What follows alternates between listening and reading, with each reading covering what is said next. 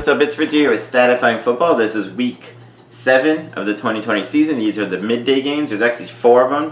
One on Wednesday, which was a postponed game. One on Thursday and 2 on Friday. The one on Wednesday, this is actually a really big game in the Sun Belt. It's Coastal Carolina and the Louisiana Lafayette Raging Cajuns. Coastal Carolina Chanticleers as well. Both are undefeated. ULL is ranked. Coastal Carolina, if they win this, they'll probably be ranked after this one. The last game Coastal Carolina played, they beat a really good Arkansas State team 52-23. Grayson McCall, 322 passing, 4 touchdowns, plus 444 rushing. They had 539 yards of offense. They did turn over 3 times. They can't do that against a good Louisiana Lafayette team.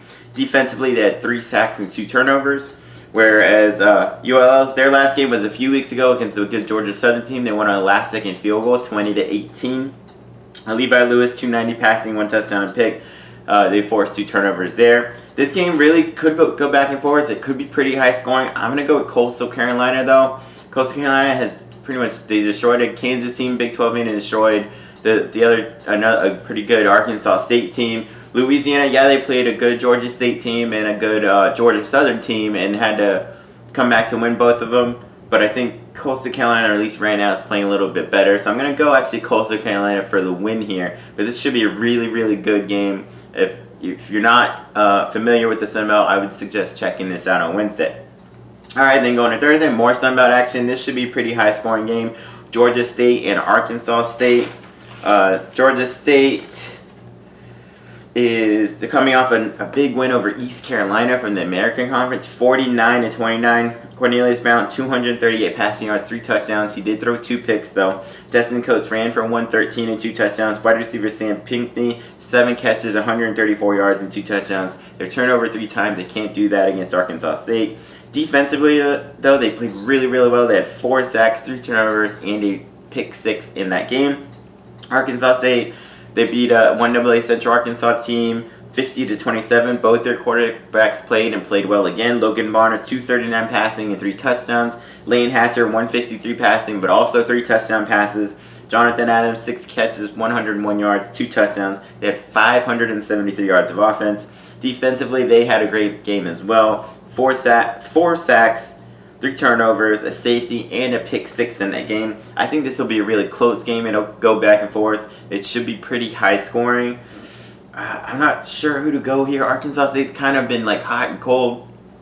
Georgia State almost beat a good Louisiana Lafayette team, and they beat an East Carolina team.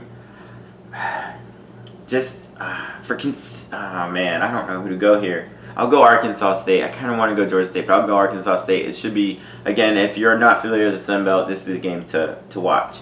All right, Friday we got 2 games. We got SMU 4-0 against Tulane, who's 2-2.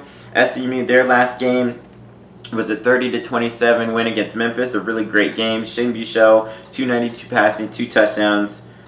474 passing, 3 touchdowns. My bad. Reggie Robertson, awesome game. And only like 2.5 quarters, too. He had 5 catches for 243 yards and 2 touchdowns. Unfortunately, he got hurt. He's out for this season. One of their running backs out for this season. But they do have a lot of firepower there. They should be able to keep that up.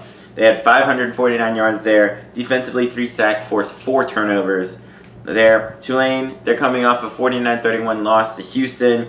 Michael Pratt wasn't great, 11-25, 141, and a touchdown. Defensively, they had 3 sacks, 5 turnovers, a pick 6, and a fumble return touchdown. They're going to need to do that against a high-powered SMU team. I'm going to go with SMU here, though. It might be a little bit closer than people expect just because Tulane has a really good running offense. Maybe they can keep SMU off the field, but I'll still go SMU for the win.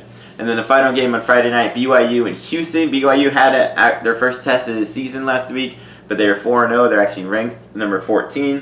They beat UTSA 27-20. Zach Wilson, 292 passing, 2 touchdowns. Tyler Algier ran for 116 and a touchdown. Dax Milne, 7 catches, 102 yards. They put up 470 yards of offense, and they should be able to score some more. Houston, they played their first game of the season last week. They kept getting games postponed. They did win against Tulane 49-31. Clayton Tune, 319 passing, 2 touchdowns, 2 picks. Marquez Stevenson, 5 catches and 118 yards and a touchdown, and a kick return for a touchdown. They put up 476 yards, but they turned it over 5 times in that game. They cannot do that against BYU. Defensively, they did have 6 sacks there, so maybe they can get pressure on BYU. I think this will be a pretty high-scoring game, but I think BYU is overrated. But I'm going to go, you know what? I'm going to go Houston here. Fuck it. BYU's ranked, but I do think before UTSA, I thought they were overrated, and UTSA is actually a pretty decent team this year, and they struggled with them, and I think Houston's a better team. I'm going to go Houston here, just straight up for the upset. All right, those are my midday games. Check out my noon games and my other ones for Week 7. Peace.